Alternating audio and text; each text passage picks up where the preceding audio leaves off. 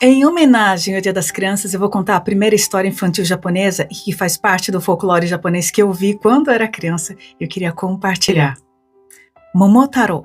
Há muitos e muitos anos, um velho lenhador e sua esposa moravam numa pequena aldeia do Japão e viviam solitários e muito tristes porque não tinham filhos. E aí um dia, esse velho lenhador subiu as montanhas para cortar lenhas, enquanto sua esposa foi, como sempre, até o rio lavar roupas. Quando começou o seu trabalho, a velhinha se surpreendeu ao ver um grande pêssego flutuando e descendo o rio na sua direção. Era o maior pêssego que ela tinha visto em toda a sua vida. Então ela tirou a fruta do rio e levou para casa para dividir com seu marido no jantar. No fim da tarde, assim que chegou em casa, a esposa logo mostrou o pêssego que havia encontrado.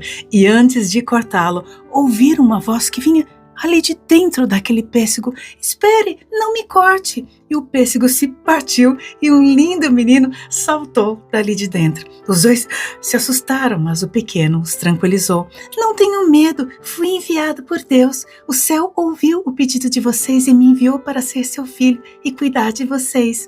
O casal ficou muito feliz, nossa, era uma alegria sem fim. Eles deram o nome de Momotaro, porque havia saído de um pêssego. Momo significa pêssego e taro é um sufixo, era um nome muito dado aos meninos. E ele foi criado para ser grande e forte, e assim ele foi vivendo.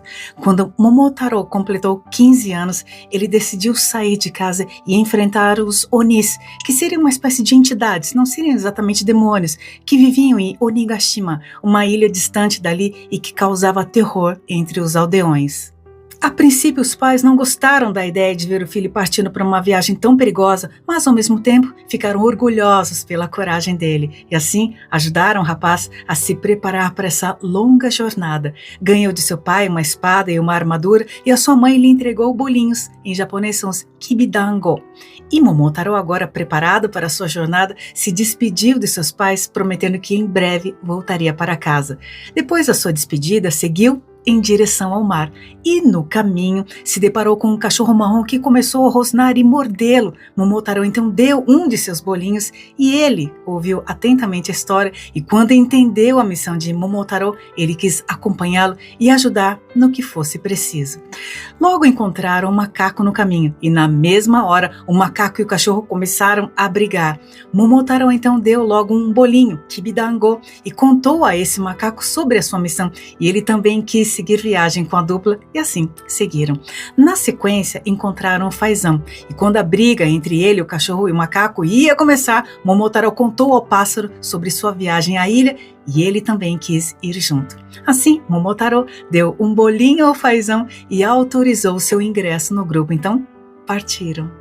O curioso é que esses três animais, que normalmente viviam brigando, agora se tornaram bons e confiáveis amigos. Agora estavam prontos para alcançarem o oceano, construíram um barco e navegaram até a ilha dos Onis. Chegando lá, observaram que a fortaleza deles era muito resistente e estavam em maior número. Foi aí que usaram uma estratégia. O fazão voou sobre os muros do forte e começou a bicar a cabeça dos Onis. Eles, por sua vez, tentaram atacar o fazão, mas a ave era muito rápida e se desviou dos golpes. Assim, os Onis se distraíam com o fazão, o macaco deslizou até o forte e abriu o portão.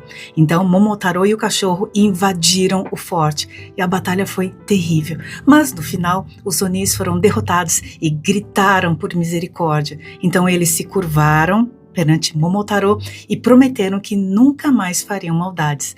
Depois entregaram os pertences e tesouros que haviam roubado. Eram tesouros incríveis como ouro, prata, corais. E de posse de todas essas coisas valiosas, Momotaro e agora seus 3 inseparáveis amigos carregaram tudo de volta no barco e depois na carroça e viajaram por todo o arquipélago japonês, devolvendo às pessoas tudo o que havia sido roubado delas. E depois de muito tempo, finalmente Momotaro voltou para sua aldeia e foi recebido com uma grande festa e declarado herói por seu povo. O tesouro restante foi repartido entre os aldeões e seus pais puderam ter uma vida confortável até o fim de seus dias. A lenda de Momotaro é a mais famosa de todas as fábulas japonesas. Hoje em dia, eu não vejo tanto entre os descendentes japoneses, muita coisa se perdeu.